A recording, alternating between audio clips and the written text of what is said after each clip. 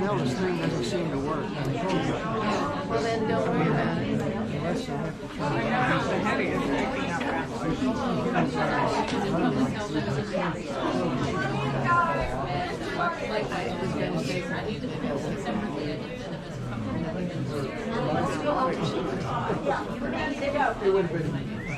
Folks, we're going to start now.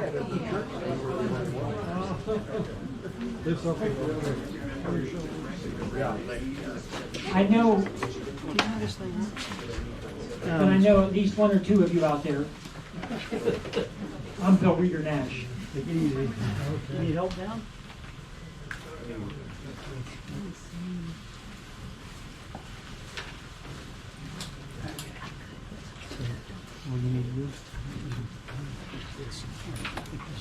I'm good, but they're just waves of sadness that flow over me.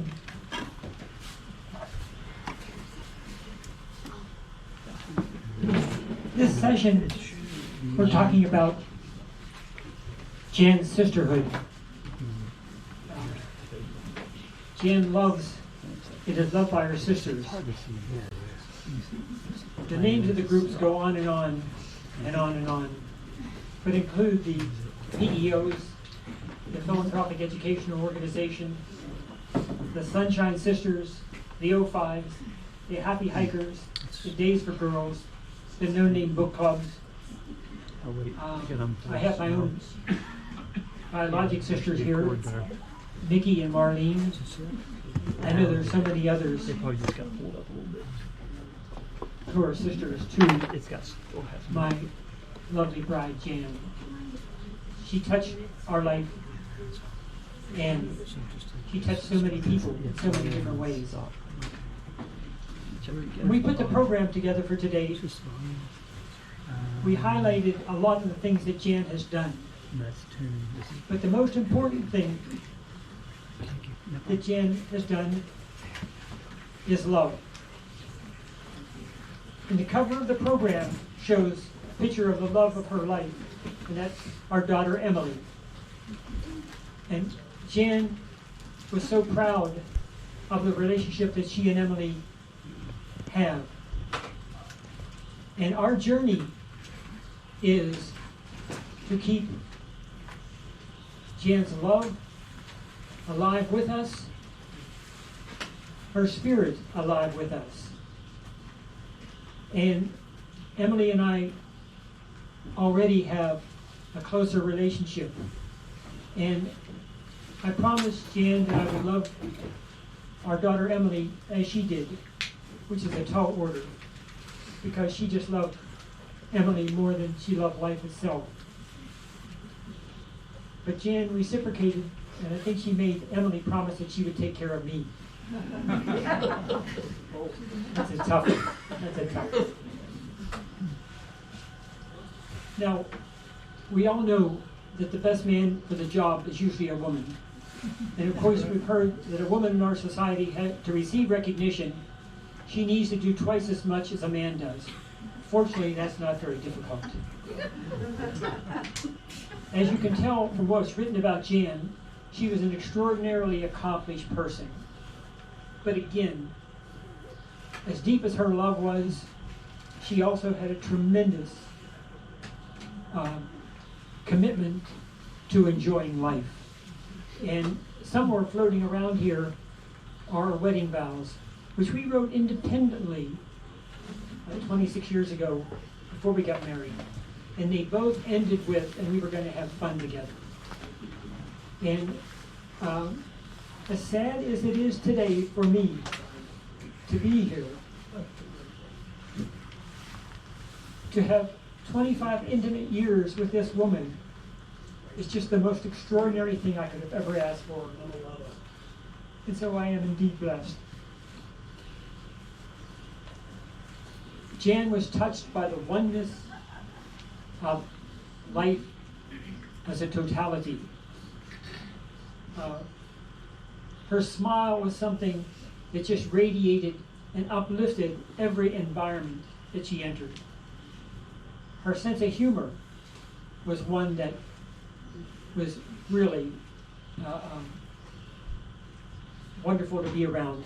And I remember after she came out of, she was still in intensive care, but came off of the ventilator, and by the end of the day, she was just exhausted. And our friends John and Christina Kramer, who just left, were on the phone with her, and boom, she just became a different person. She just started joking around with them.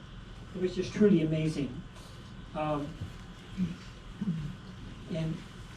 I was one time at Cleveland Clinic attempting to be funny, and Jan said to the nurse, "Just bear with him, he'll grow on you."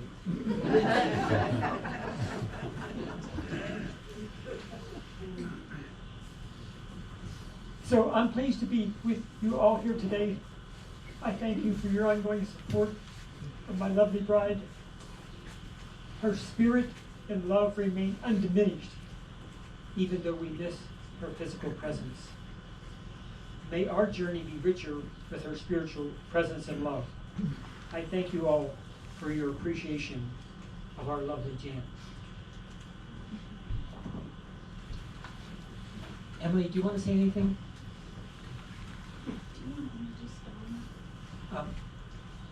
Of the many people we've had in our lives, we don't necessarily pick who our friends are going to be, but we moved into a neighborhood 2003, 2004, where we built a home. And at the first session this morning, our builder, Al Barnes, was here with his wife, Dottie. And but we moved into a neighborhood, and one of the people that just tremendously impacted our lives was our good friend Donna Weems. Donna came to the Cleveland Clinic. She brought her guitar. She sang to Jan. She bought her a dress. She had a scarf that she put around Jan. She had pearls that she put on her. Really did more to uplift her spirits and her overall self than anything could have done. Donna has been the best friend that a person could ever have. And so we have Donna here today to sing with us a song. Thank you, Donna. I'm going to sing with you one of the songs that I brought to Cleveland Clinic with me to sing to Jan. And it just so happened that this song was sung at their wedding. And so both Bill and Jan sang with me many times at the Cleveland Clinic. It's called All I Ask of You.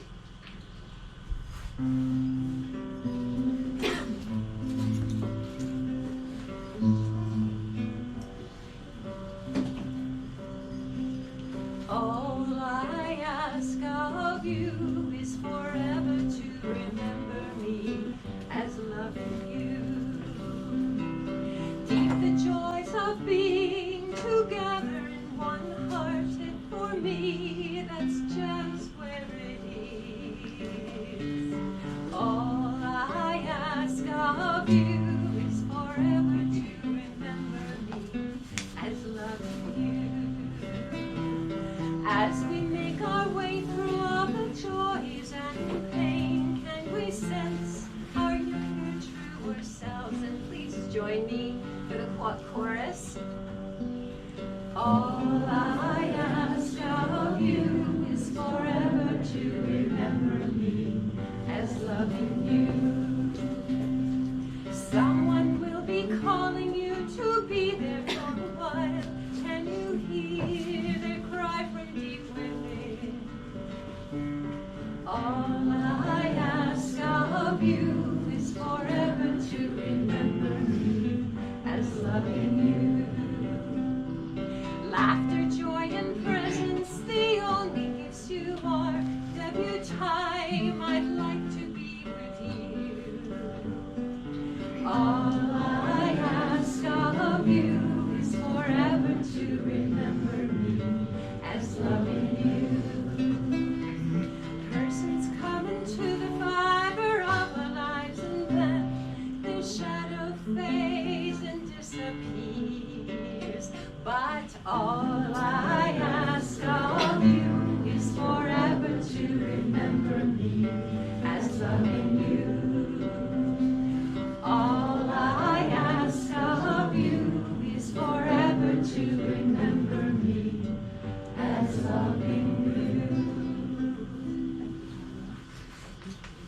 Beautiful, Donna. Thank you.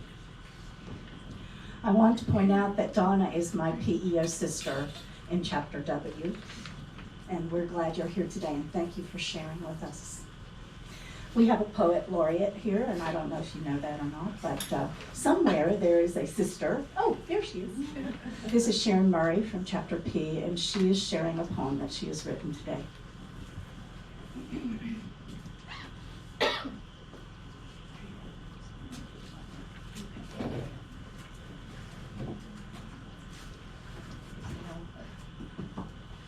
I was really glad to see there's a microphone because in my household I'm known as the low talker. My voice doesn't carry very well and I'm constantly hearing what? So thank goodness. Can you all hear me? Okay, yay. It's just an honor to be here today, and Bill, it's the whole thing that you've planned is just beyond believable. I mean, that Jan is up there just smiling away, I'm telling you.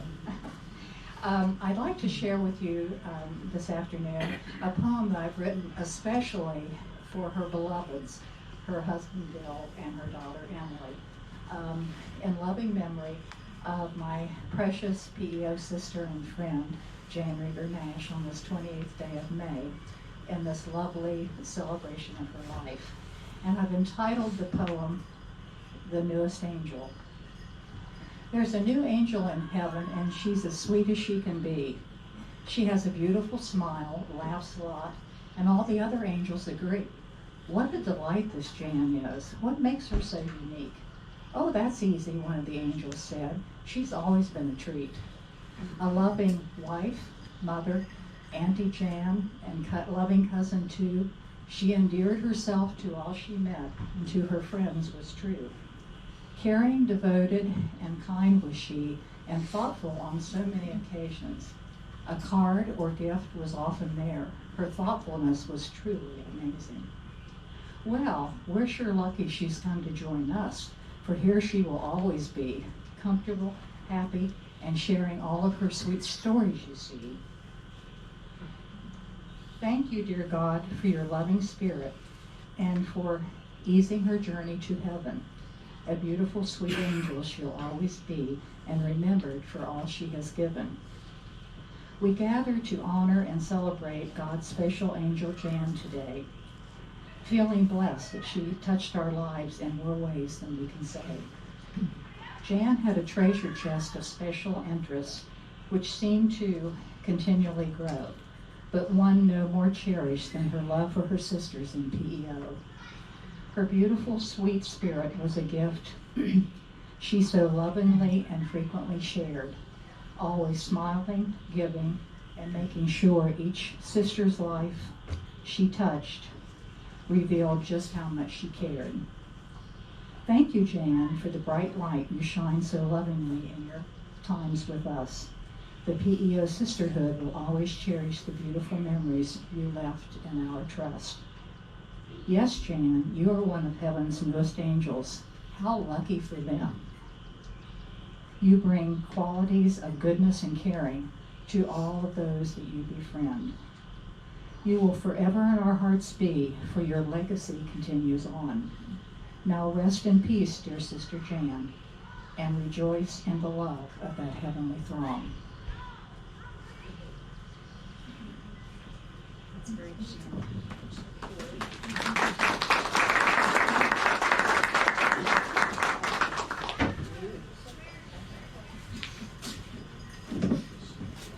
Hi, my name is Mary Koike. I'm a member of Chapter P of PEO, and Jan was my sister, and still is, and will always be.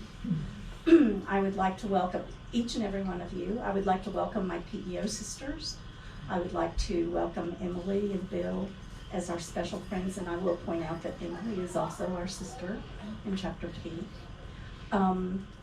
And I would like to welcome all of our guests, and in just a minute, our president is going to tell you what PEO means to us and a little more about it. But I'm going to ask right now that our PEO sisters who are here, if you would be able to stand, and please, we're going to recite our opening ode. We're not going to sing it because I'm afraid there may be people here who don't know the same musical version that we use, but we want every PEO to join in. So if you could please stand.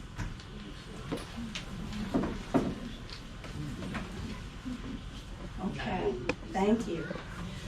We who are sisters in heart and spirit give thanks for the star and its message.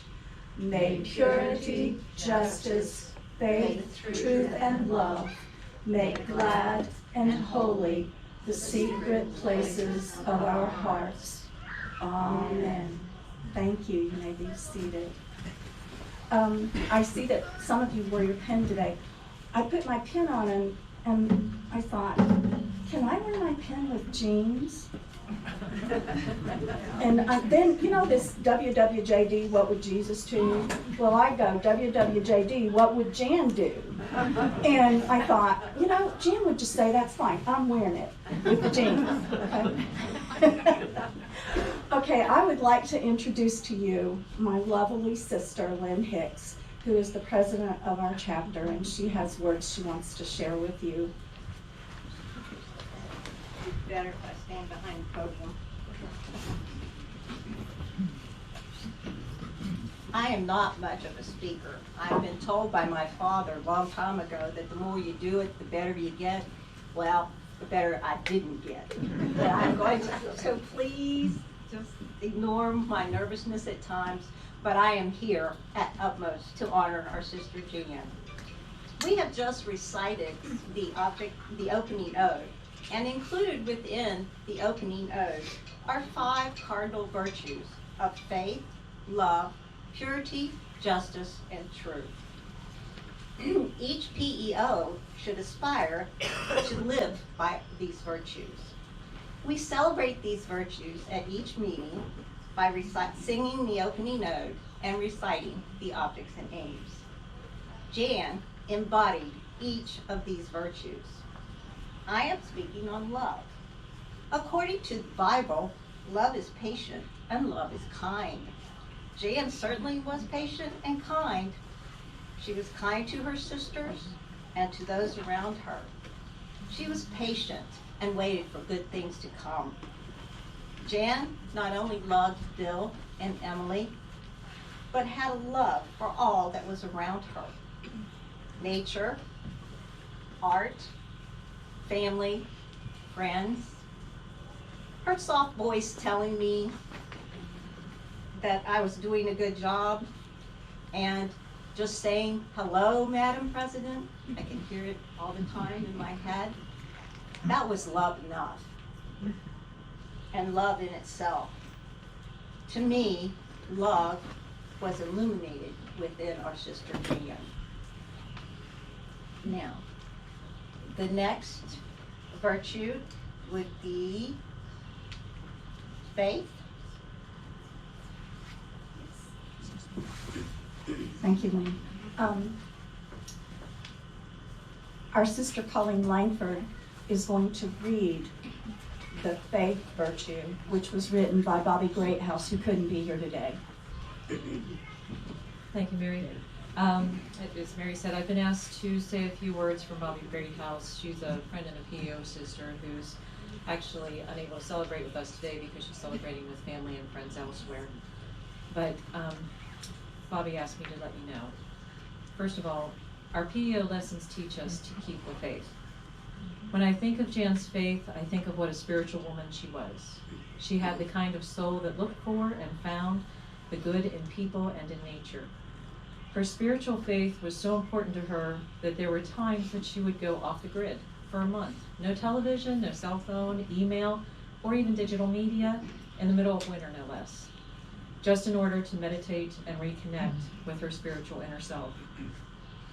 Jan was also a faithful friend. She had friends from all walks of life, and ones who were lifelong friends. If Jan was your friend, you could always count on her to be faithful to you. And lastly, I believe Jan had an unending faith in her divine creator and the everlasting life that he promised for her.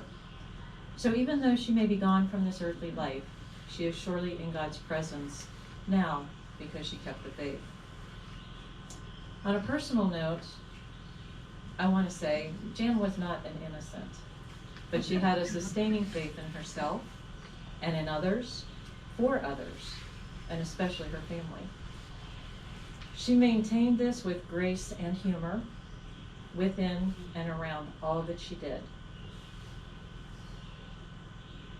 I only hope that she's found Dan and Jamie, and they're having a good conversation this afternoon. It doesn't matter who she was friends with or what group.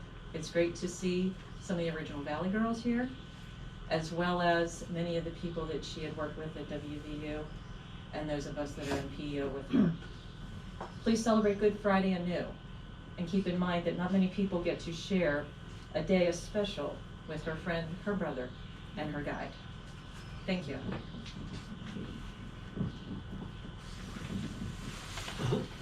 Our next cardinal virtue is purity, and that's going to be shared by my sister Mavis Grant Lilly from Chapter P.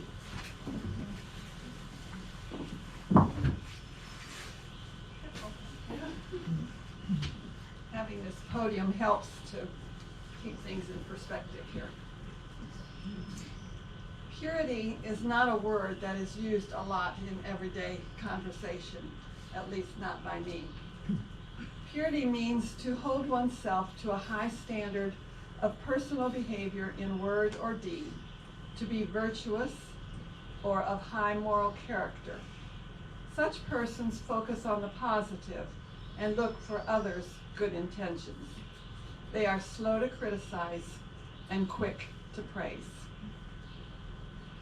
I knew Jan, first of all, professionally, and that was long before I ever became a PEO sister of hers. Jan exuded purity through her actions, professionally and personally. I never heard her say anything negative about anyone. She seemed quick to accept others as they were, yet ready to assist them if they wanted to change. Jan had a ready smile and warm demeanor that seemed to draw people to her. She listened to people and shared their concern. Even when she had her own pain and concerns, she didn't focus on herself in conversation. She seemingly was always more interested in the other person. Jan was generous.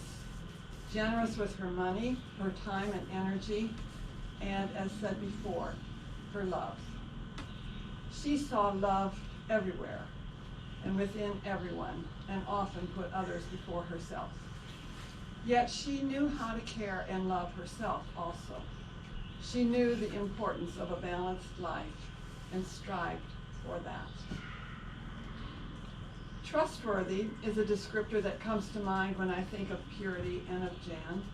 If she said she would do something, Jan could be counted on to follow through. Most importantly, I believed, if someone shared something with Jan in confidence, they could be assured that the information would stay with her. She was absolutely trustworthy. Even though Jan had many accomplishments in her life, she remained humble. She did not focus on external things like money, material objects, awards, or other accomplishments. Rather, she focused on the internal. She cared about the soul and kept her thoughts positive because, at the end of the day, she knew it's the only thing that really counts.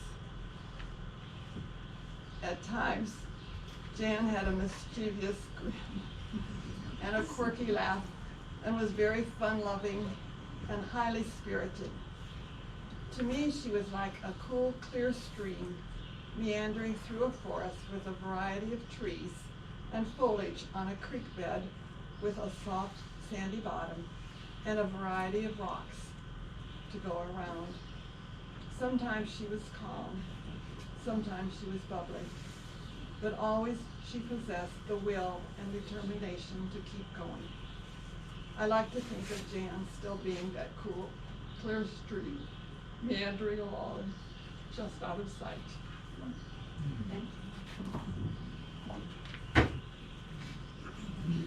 Our next cardinal virtue is truth, and that will be presented by Elayne Ridgway of Chapter P.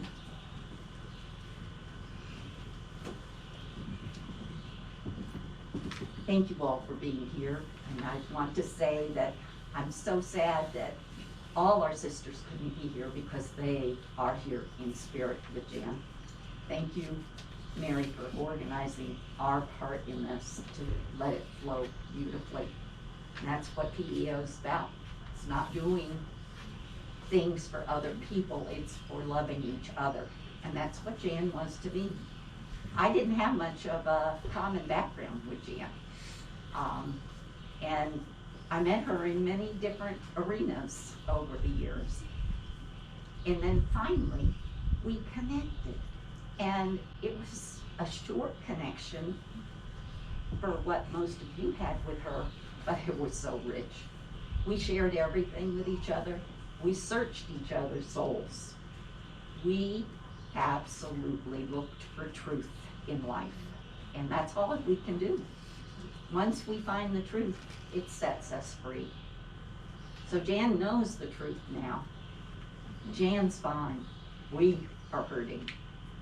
And all I can tell you is that Jan is right here, right now with us in everything that we are doing to celebrate her life. She never wanted anyone to give up. And I've talked to many of you today, and that was something that everyone I talked to has carried forward. So we just carry that spirit of never give up, fight for what you want, believe in what you want, and leave the rest to the higher power that is in charge of us all. She knows clearly what we don't know at all right now, but I have faith. She's right here with me. I couldn't get up here and do this without her. And I've already spoken to her once. When I found out about her death, I didn't know what to do. I'm in my family has come together to give us a big party, and I found out I wanted to come home. I didn't want to be with my family, and I was just so conflicted. And I went in the bedroom after my husband, he was wonderful with me. And I said, okay, Jan, what do you want me to do? And Jan, as clear as a bell, not in Jan's voice, words were put into my head, and it was, stay in the moment. And that's what we're doing right here. We're staying in this moment. We're sharing the grief. We're sharing the joy. That was Jan. Thank you. Thank you, Elayne. Well, I've been asked to do justice to the last cardinal virtue, which is justice. Justice is an all-encompassing word, and there are many forms of justice. There's social justice, and economic justice, and political justice, and legal justice, and so they're all totally interrelated and interdependent. And I will tell you that my sister Jan embraced them all in the way that she spoke, the way that she acted, and the way that she lived her life. She was a just person, and I'll give you an example. We hold these truths to be self-evident, that all men are created equal, that they are endowed by their Creator with certain inalienable rights, among which are those life, liberty, and the pursuit of happiness. Now, if Jan were here today, she would say, that's wrong. It should say, all people or all humans are created equal. And I agree with her. Maybe we'll get that changed someday. I don't know, but anyway. Jan either looked constantly for causes to support, or somehow magically they attached themselves to her like a magnet. And she would support them with all her heart. And I'm going to give you a perfect example of one of the things that was amazing about Jan to me that Bill shared with me. When she used to live in the house on Canyon Estates Road, up on the little greenhouse on the hill, her sink in the bathroom didn't work. And every time Jan would get money to fix the sink, she would give it away to some project or other. And so the sink never got fixed, and they had to brush their teeth in the bathtub right in Elayne. And once Jan actually hosted Patch Adams at her house, and Patch Adams had to brush his teeth in the bathtub. So, because Jan gave her money away and never got it fixed, as I understand. So that's a perfect example of her social consciousness, her seeking for equality and justice for all people, I think. It was like $5,000 to restore the bathroom. I think it went to Bangladesh. I'll bet it did. I'm not surprised. Okay, so when Jan saw a need, she was quick to take action, and if she brought her idea to you, you knew that you were going to be involved, because you never ever said no to Jan. Never. So I'm going to tell you a perfect example of that. One more story.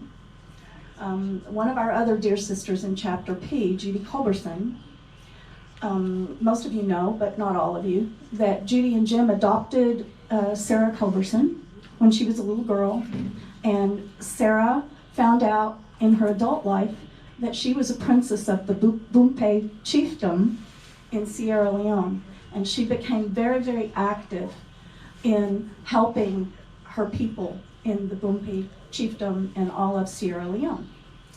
And so Judy was very compassionate about the needs of the people of Sierra Leone, and she transferred this to Jan, and Jan transferred this to me. So at the time of Judy's death, Jan and I were supposed to meet with Judy to discuss raising funds for wells in Sierra Leone, because the young women would have to walk 8 miles to get water one way. And so Jan said, you know, we can support this as PEOs because we're educators, and we can say that these women need to study. They should be studying for that time and not walking these 8 miles. So we're going to get wells for them so that they don't have to do that. So we were planning on meeting to do this, and unfortunately and sadly, Judy quite suddenly passed away. And right after that, Jan called me and she said, Mary, I think that you and Cause and Bill and me should buy a well in Sierra Leone. And I go, because that was a lot of money. And I said, okay, Jan, you don't tell her no. So I said, okay, Jan, and we did. And there is a well in Sierra Leone in memory of Judy, and it has our 4 names on it. And that's just the best for me. You know, it's just a perfect example of Jan pushing through, going forward, doing what she feels is necessary. And then after that, she called me again and she said, Mary, I think our PEO sisters should help support a well in Sierra Leone. And I said, well, okay, so who was the president then? I'm trying to think. I don't remember. Bobby. That's right. It was Bobby Greathouse. She can't be there. And I said, okay, Jan, we'll discuss it. And so what we decided as PEO sisters was that we would take money out of our account as a matching fund, and we would match what the sisters individually gave. And we were able to give a substantial amount of money toward building a well in Sierra Leone. And all of this because of Jan's thoughtfulness, her compassion, her know-how to get things done, her know-how to get me to get things done. So let's see, did I say everything? Yes, I did. I would like to close with a quote from Ruth Bader Ginsburg, who Jan and I both admired a great deal. Whatever you choose to do, leave tracks. That means don't do it just for yourself. you will want to leave the world a little better for your having lived. Jan made tracks all over the world, wherever she went. I know that because there is evidence of it in so many places. Thank you for your time. I think there is at least one person that wrote something that couldn't be here that they would like to be read. Sharon, can you read that for me?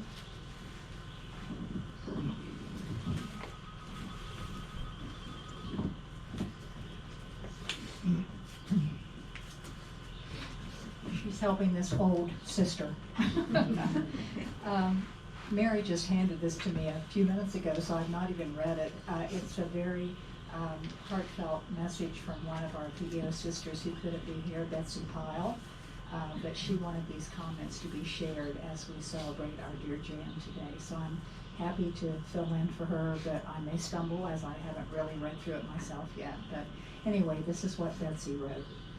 Although Jan was the only child born to her parents, through PEO she gained many sisters. Jan was my dear friend, someone I'd met years before she invited me to become a member of Chapter P.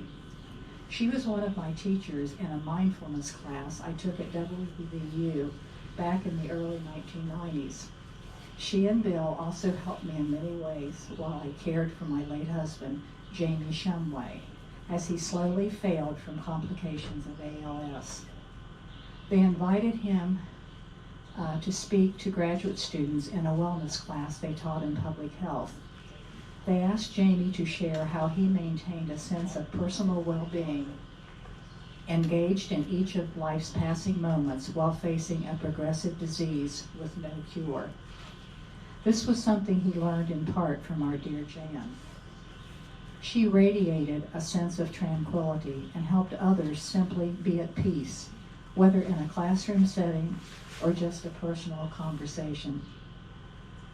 Jan also invited me, Betsy, to participate in her no-name book club. I love that. This group has added much to my life, just as PEO has.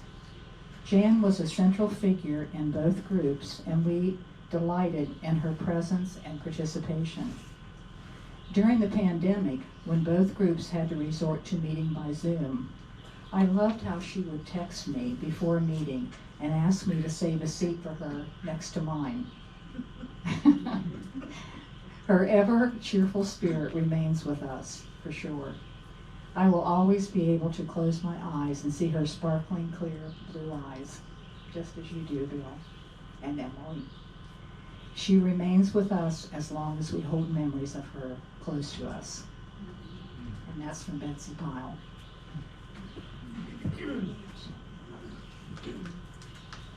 Are there any other sisters here who have something that needs to be read?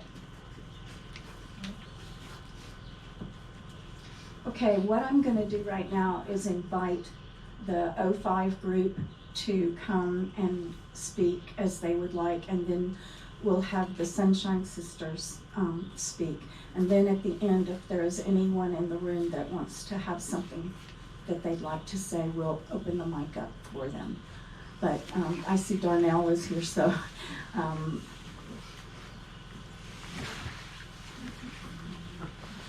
on. These surgeries. I get it. Yeah. Just be careful, okay? Hi, honey.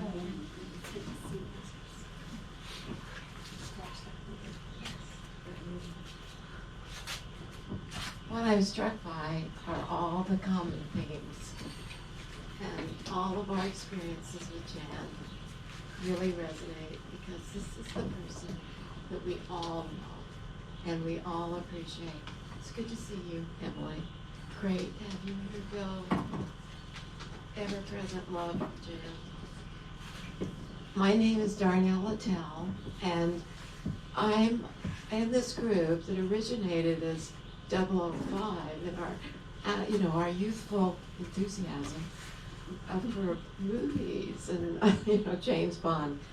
But actually, we don't know how it started. We have no clue. But today we're known as the 05 group.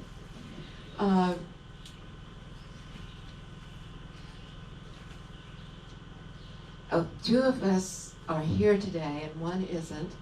That's still part of that '05 group, and that's Cindy Ashworth. Cindy's here in the lyrics that you're going to hear a little later, but she couldn't come today. In 1974, I met Jan on the day she was hired at Valley Community Mental Health Center. It was a time of committing to service for the people of West Virginia, where mental health needs and community needs were greatly in need of our touch, all of us. And a large part of what we wanted to do with our lives had already been shaped by the time we got to Valley.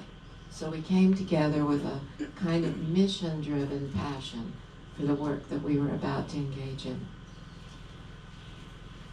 I'm sorry, I can't see this. Our bond grew. We worked together to direct services, outreach, and prevention over the years of our work. We also partied, had potlucks, vacations in Cabin 25, where Emily and my girls and other children came and played with their dolls and had great times skiing and carrying on. It was a wonderful time for us, Blackwater Falls and all the glory of West Virginia. We left Valley in the 80s and pursued different paths. The '05 part of the song of the story is Hilda Hirsch, Mimi, Cindy, Jan, and myself. And we we were introduced again toward the end of our time at Valley. We were together, and then we went away for a long period of time. And thanks to Mimi, we came back together in Hilton Head Island when she invited us to come down for a week. We went down every fall for a week for over 11 years. And we were together, sharing great stories, doing all kinds of wonderful things. A song was written at the end of our first visit that kind of captures everything about that time. The spiritual moments, the growth moments, telling the truth of where we were at that time in our lives when we thought we knew who we were at that time in our lives. And we continued to develop over those years a really deep and abiding concern for each of us and for the others that we knew together and collectively. Cindy was our lyricist. Bill Burns sings a song that you will hear and put to the lyrics of Mary Chapin Carpenter, to the song of Mary Chapin Carpenter. I want to share two things about Jan. It's hard to limit what I really want to say. There's so much to say. The poet Percy Shelley said that to be greatly good, a person must imagine intensely and comprehensively. He must put himself in the place of another and of many others. The pains and pleasures of his species must be his own.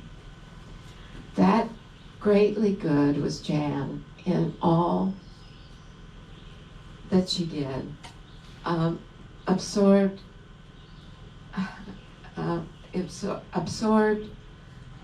listening to others with great intensity, wanting to heal suffering, reaching out, touched greatly so many, gave generously to those who were in pain or loss. That spirit was always present, working fearlessly for the happiness of others. She never saw in others as anything less than her brothers and sisters. She was a product of the 60s and of Berkeley, inspired by activisms, women's rights, and civil rights, standing up to for what she believed, never backing down, inspired in doing things by the songs of the time about freedom and how our country can be all that it can be. She brought that with her to the homes in Appalachia, to the tiny hands of newborns, giving parents hope. The second side of Jan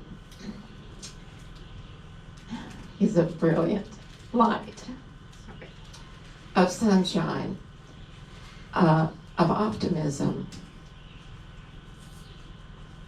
of humor and joy. She loved life. She could laugh endlessly. She was the possibilities in living life well. She represented it so well in everything she said and did. Jan was running brilliantly through the hills of West Virginia, often with my husband, Andy Littell, his joyful partner. Over long distances, she breathed in the air with gusto.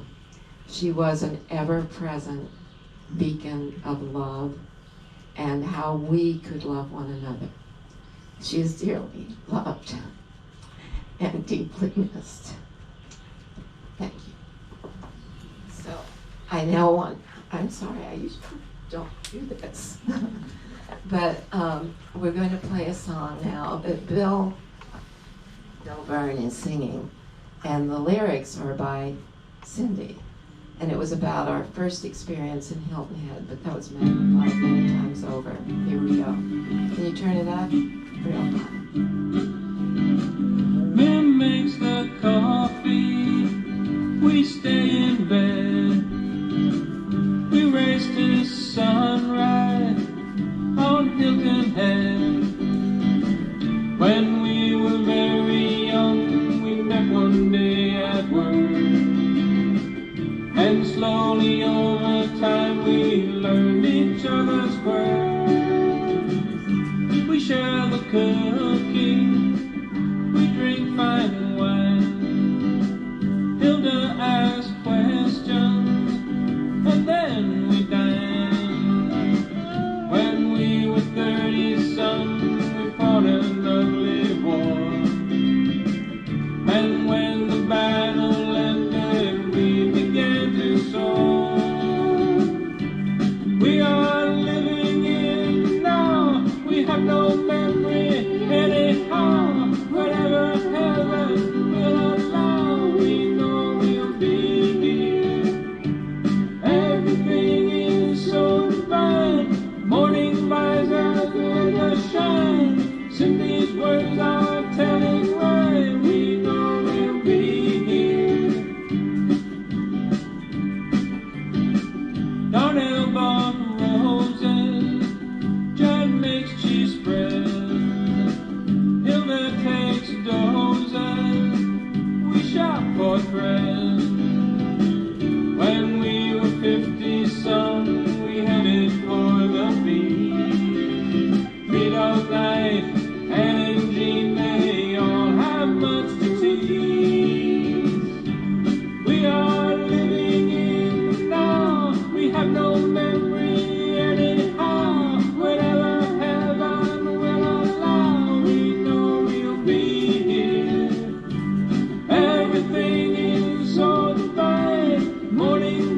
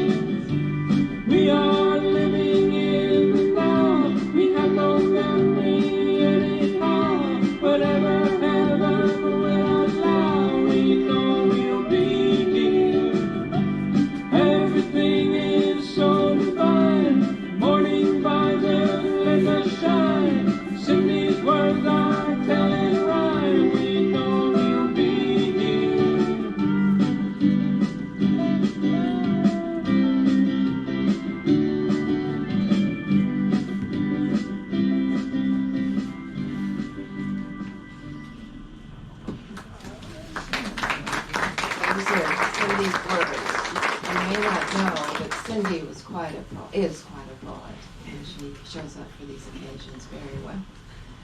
Now I'm going to turn the mic over to Mimi.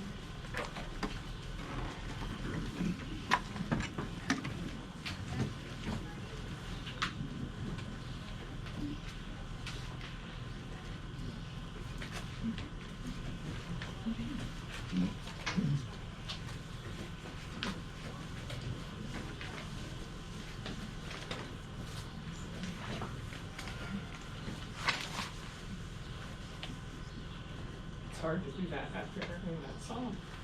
Yeah. If you all can just imagine, get up before daylight, and he'll have every morning make coffee, put it in those mugs, and run down to the beach. But we listened to this song after the first year when it was written. We listened to the song in the car every day as we rode down to the beach, so it brings back a lot of memories.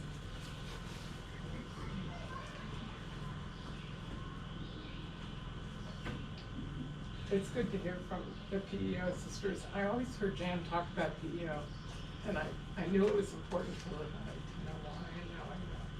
So thank you all.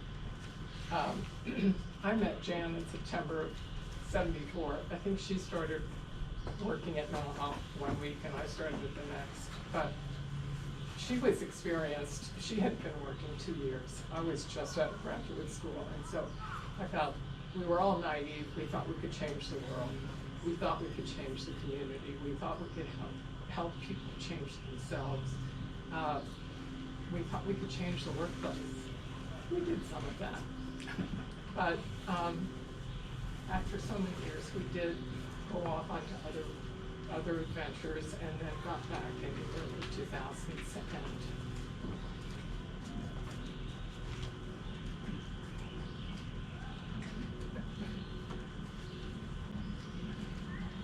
At that time, Hilda was given 5 years to live.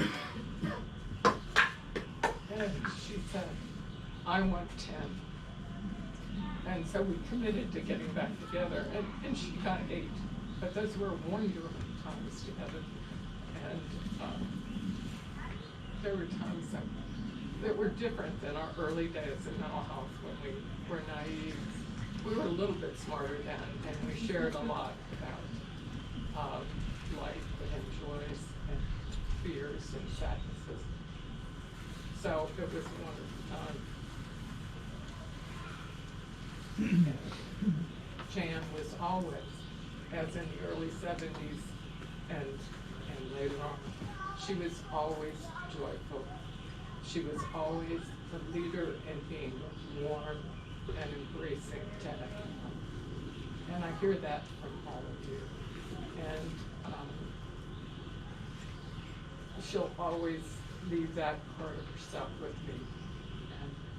And I look at Emily, and I have these memories of you in a little baby carrier, sitting on a picnic table while we were trying to set up this very complicated tent that your parents had bought and nobody knew how to set. But life goes on, and we're all here today celebrating Jan's life. And as I talk about life goes on, Bill is going to sing a song about that. So thank you.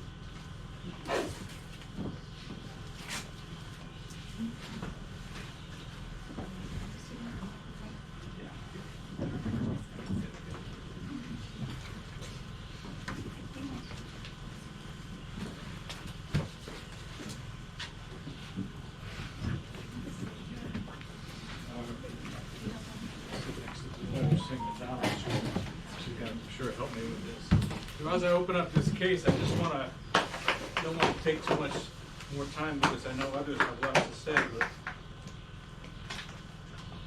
I think I understand more about Jan today than I did knowing of her since 1974. And I have this sense, after listening to the words that come from you, I mean, the eloquence is absolutely astounding, and the heartfelt expression about this woman and what she gave to so many people, I just have this deep sense that this is a life extremely well lived. Extremely well lived. In partnership with this band, in partnership with this man, with the love of this daughter, Emily, it's remarkable. Absolutely remarkable. I'm going to sing a song that I don't think I ever sang to Jan, but I think that it would be one that she would like, because I think it just speaks to the kind of person that she was. It's a Harry Chapin song, and I think you may have heard it. And there's a chorus in it that Donna said, especially want you to help me. It's basically,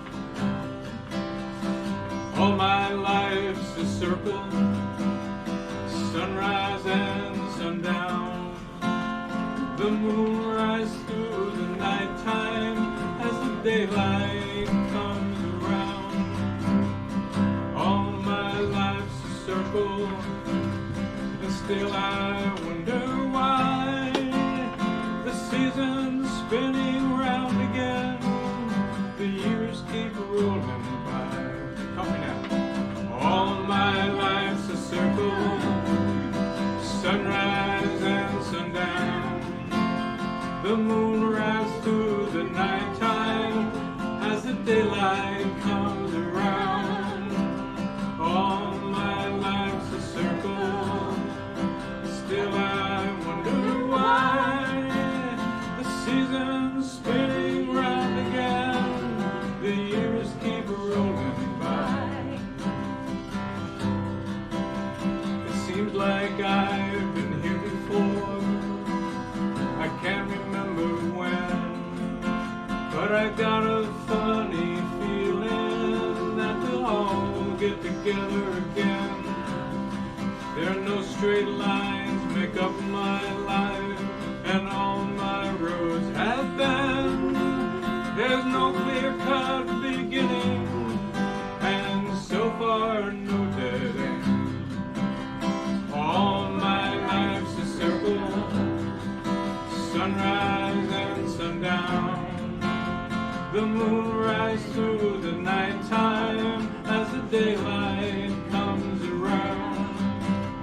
All my life's a circle, and still I wonder why the years keep running again. The years keep rolling by. I've found you 1,000 times, I know you've done the same, but then we lose each other. It's like a children's game. But now I see you here again, the thought runs through my mind. Our love is like a circle, let's go round one more time. All my life's a circle, sunrise and sundown. The moon rises through the nighttime till the daylight comes around. All my life's a circle, and still I wonder why the season's spinning round again. The years keep rolling by, and the years keep rolling by.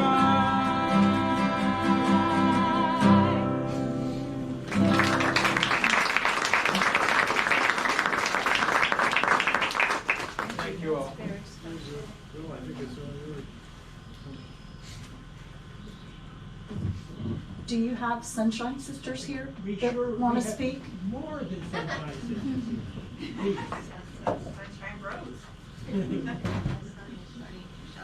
These folks came in from California. These dear ladies have come from California, I think. Yes. Yes, I thought so. These are Jen's kindergarten friends. And they'll tell you more about it, but we're just delighted to have you here with our session today. we're delighted to be here. Totally. So happy to join you.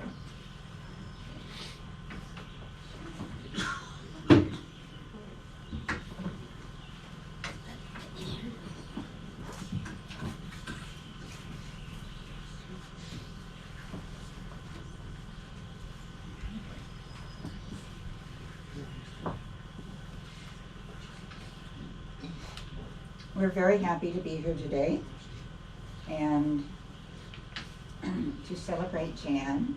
I'm Susan Berg, and this is my sunshine sister Sharon Samuelson.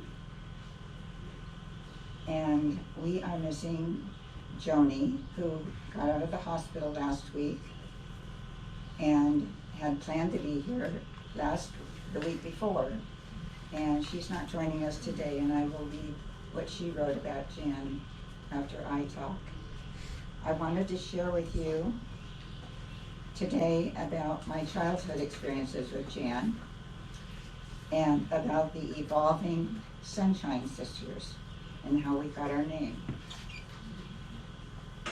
Jan and I knew each other in first grade, qualified by a photo of us in the same class. Such that age is hard to remember, but that was in 1949. Jan and I have been friends for 73 years and have nurtured our friendship over those years.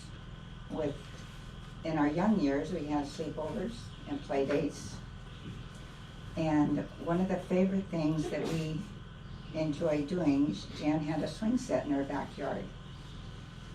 We loved to swing. We would take off we would untie our tennies, loosen the laces up so that they would slip off really easily, and swing back and forth. There were two swings. We'd swing back and forth and see how far we could kick our shoes. And on the other side of this huge hedge, which was about 10 feet tall, in fact, there's a picture of her in 4th or 5th grade, standing in front of that hedge. So my memory was correct. It's very tall. And we kick our shoes off, see where they land, sometimes in the street on the other side of the hedge, sometimes on the sidewalk, sometimes in the hedge. But we just enjoyed that for hours on end every time we would get together. In junior high, we stayed in touch with friends, girlfriends down. Oh, wait a minute. Is that a picture?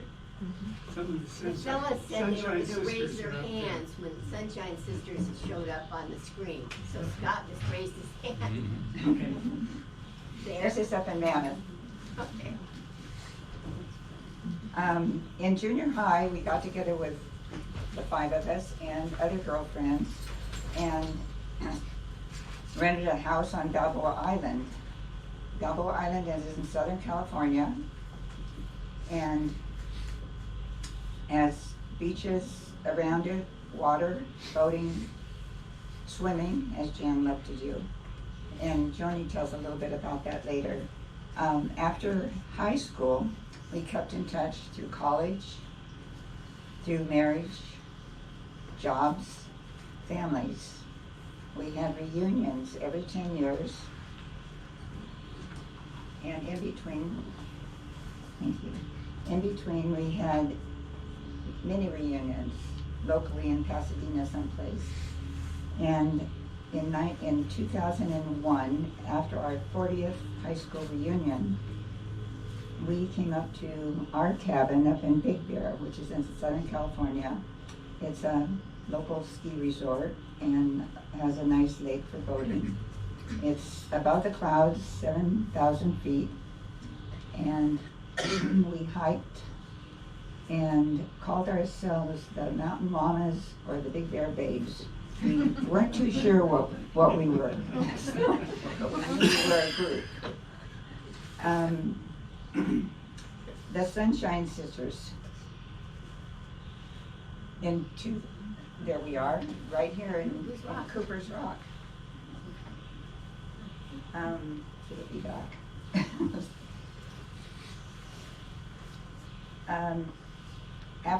In 10 years, we had another reunion, and we were,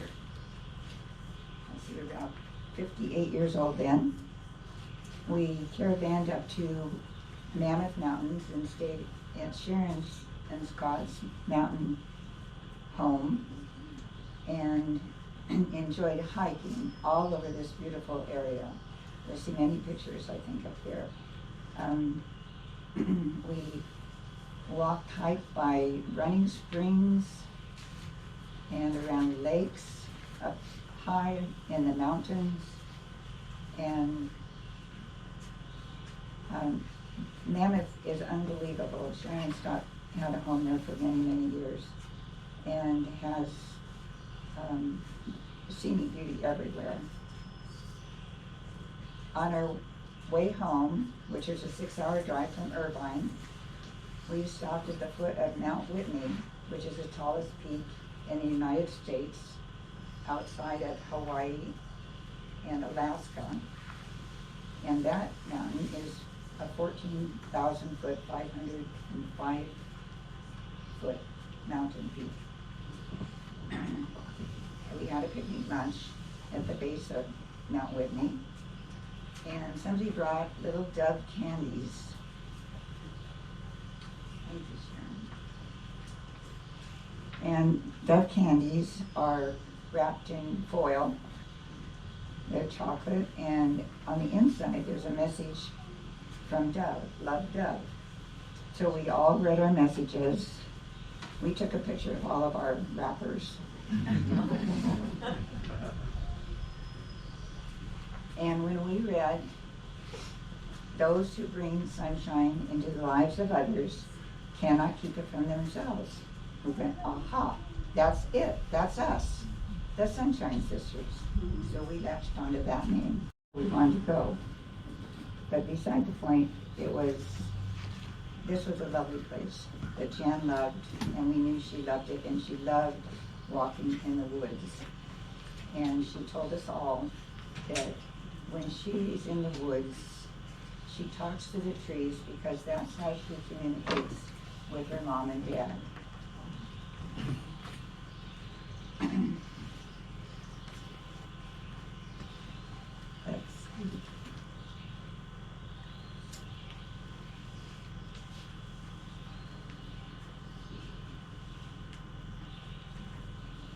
One way that, just when I skip something, Jan kept in touch with the 5 of us. She would just randomly send us a postcard from wherever she had been or not even been, and on just a short little message on the back, and always an I love you. She'd also sent funny note cards. There's a special place up here where she would find them, and we always got a chuckle. I just loved them. I know Sharon did too. I think somebody talked about a group piano lesson. Not too sure, but she took a group piano lesson, always trying to improve herself or learn something new. I don't know if many of you know this, but she played the accordion. I have a vision in my mind when she was about 8 or 9 and coming out of her kitchen door with her accordion. And Susan, Scott, stand up. This is my husband, but he played the accordion with Jan in an accordion band in what, 3rd grade, 4th grade? 3rd grade. 3rd grade. Maybe 2nd. On into what, 6th, 7th grade? Into junior high school, 8th grade. And his mother was Jan's 2nd grade teacher.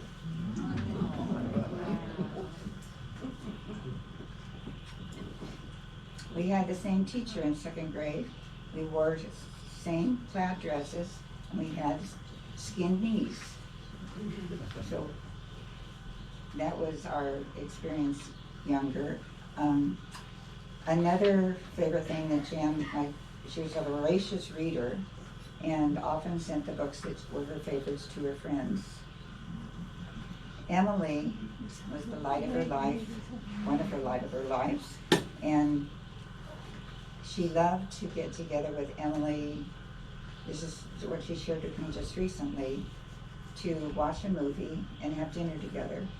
That was a favorite activity that she do. And somebody else said you rode bikes and all sorts of different things. Activities always active. To summarize, I just want to say that Jan has been a best friend, and I, like somebody else has said, that the world is a better place with Jan in it. And to have had Jan is a true blessing. I am so grateful to have her for 73 years and to nurture that relationship. And until now, we keep in touch by phoning each other, and we do, every 2 weeks, we do a Zoom call. We did. So that is how much I enjoyed being with Jan, and how much I learned from Jan and what we did together. Joni, as I said, just got out of the hospital. She lives in Bethesda, and after we came to Jan's, 2 years we went there. I don't have pictures for them, but this is what Joni remembers about Jan. Joni, I think I said lives in Bethesda. I remember first meeting Jan in our church choir in Pasadena Presbyterian Church, when we were very early teenagers. She had a lovely voice and continued singing in choirs throughout her college years. Everything about Jan was lovely. If we had communicated by Facebook, she would have had many, many friends. She liked everyone, and everyone reciprocated. She was also a leader in a quiet, understated way. People just wanted to do what she was doing. We went to Marcasa, a church summer camp, as teenagers, and eventually became counselors. It was at Balboa Bay in Southern California, so swimming was an important activity. She was an accomplished swimmer, diver, and helped teach others important techniques. We went to different colleges and lived in different cities in California, but somehow managed to keep in touch, probably by chain letters. She has been the kind of friend that no matter how many years went by, you could restart your friendship immediately. And I just wanted to share, this is a picture of the 5 of us in Blackwater Falls. And this year, 2022, this is Nancy. She passed away in February this year. And we are missing Jan today. But this is who we were, we still are. And Shona and I made this book, and now we cherish it forever. It's beautiful. Thank you, Jan.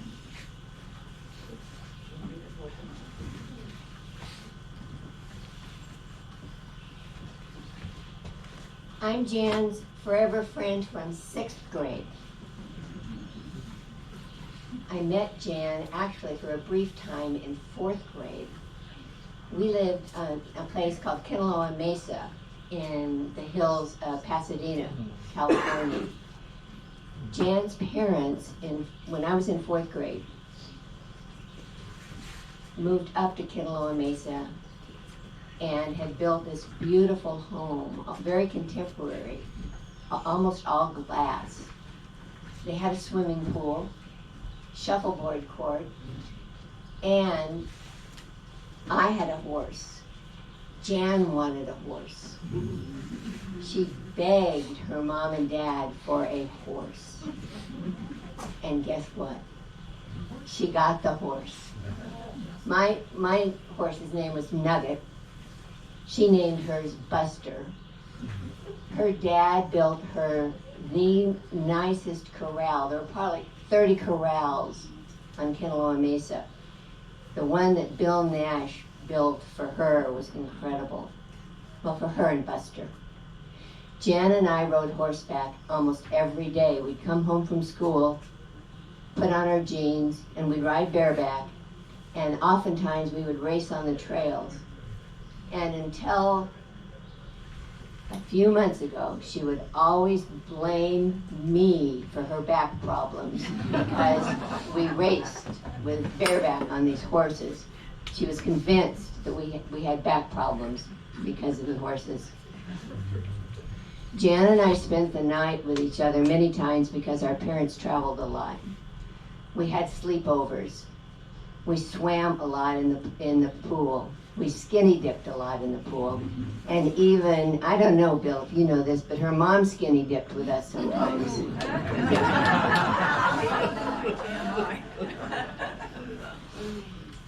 Jan lived about 6 blocks up the hill.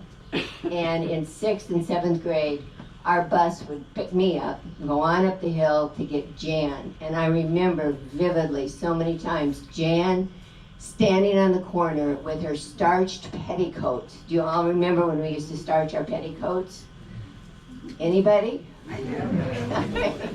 She'd have her full skirt on, we'd pick up Jan, and then we'd go to our school. We were in Girl Scouts together, went to Camp Singing Pines 3 different times. One night we broke into the kitchen and got the cake batter and made raw cake batter and ate it. And I still see her there laughing and eating the cake batter at Singing Pines. Susan, you were a bluebird. Yes. You didn't get to go to Singing Pines. I went to West Wagon.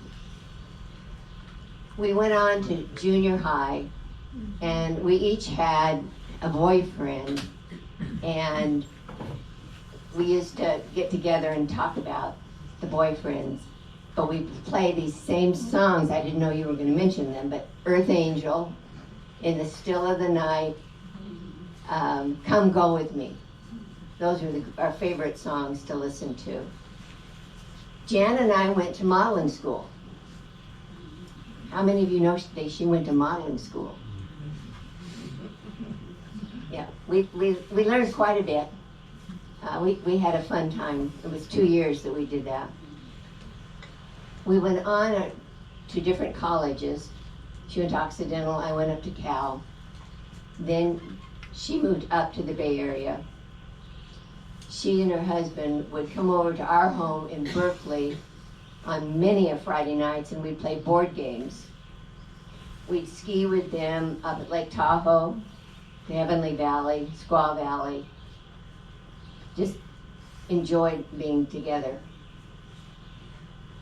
Then, after, I don't know, it's probably 5-10 years, Emily, we came up to see you. Emily was working at Vandenberg Air Force Base, which is on the central coast of California. And I wanted to see Jan and Emily, so I drove up. It was about a 4-hour drive for me from Southern California. We went over to Emily's and visited with her and her 2 cats. Then we went to dinner, had a good visit. Jan and I went back to the hotel. Emily went back home. This night is so memorable to me because it affected our life, the rest of our life. She had a room with 2 queen beds and sleep number beds. I'd never had one. She'd never had one. You all know what they are by now, I suppose. Sleep number, you press a button and it jiggles according to how much you want to jiggle. From 1 to 10. So here's this voice over here and Jan going, I'm at number 2. Oh boy. And I'd say, well, I'm at number 4. Let me tell you what's going on. We laughed and we laughed and we laughed. And we decided after that we would never have a conversation unless we laughed. And Bill, you can attest to that, and Emily probably, with the giggles that we had on the phone. We couldn't stop. It was terrible. Oh. That's probably the start of your back problem. Could have been. So, the neat thing after that was I drove Jan down to LAX, to the airport, which was about a 3-hour drive after we left Emily. And we played 50s music the whole way and sang and sang and sang and reminisced. And it was the best 3-hour drive. Soon after that, she said, Sharon, you're going to get something in the mail. And it's really important. And it has to go back to the sleep number. And I thought, well, she's not sending to bed. She said, I really want you to pay attention to what this is. And then you'll know why I'm sending it to you.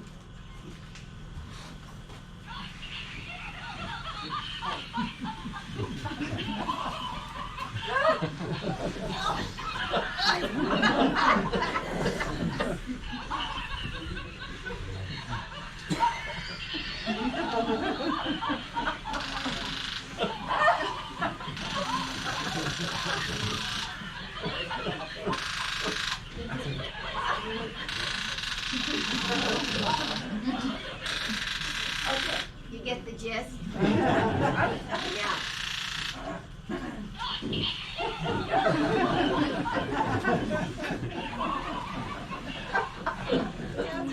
Cannot help but laugh. Yep.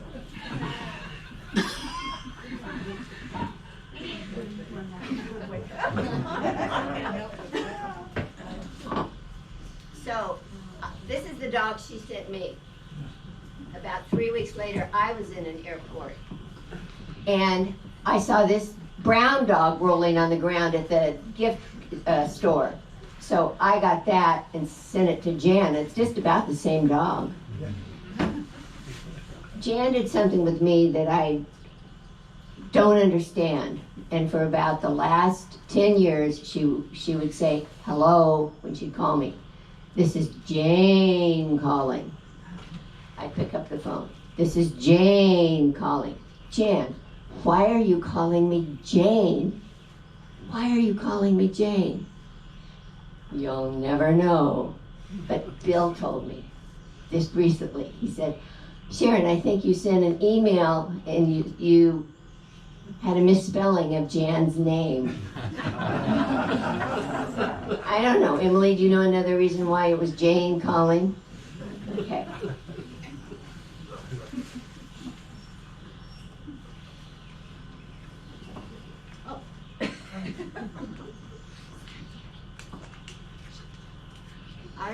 Our daughter in Colorado sort of summarized how I feel about Jan in sending me this card. On the front it says, we remember, we mourn, and we honor.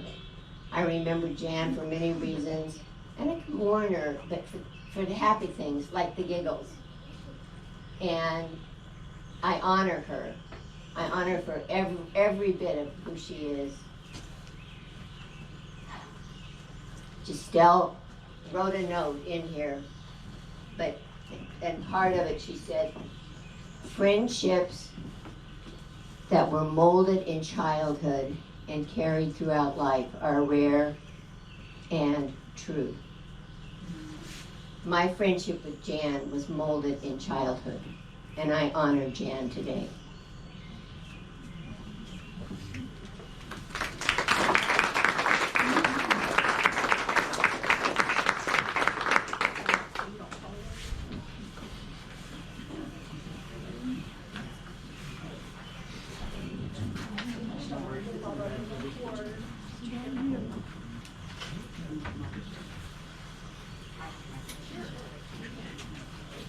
I named the dog Jane. We're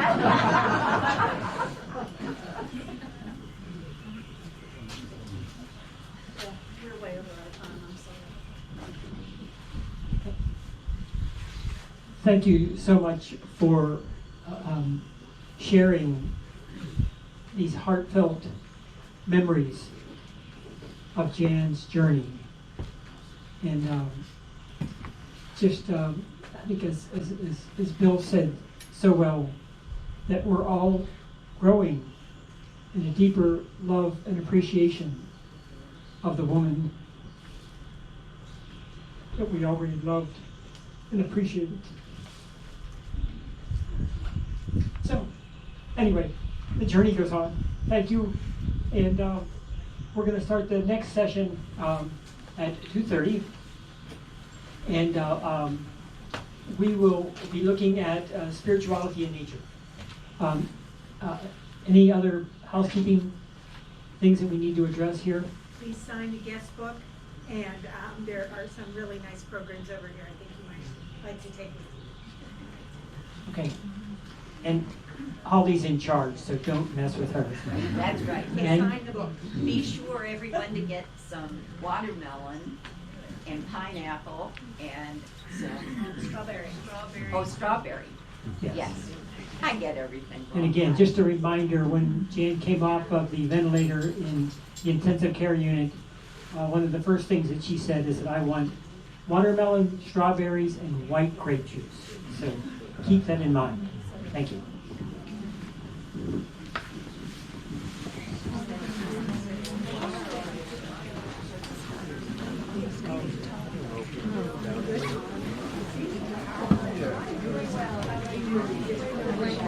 You need a blanket.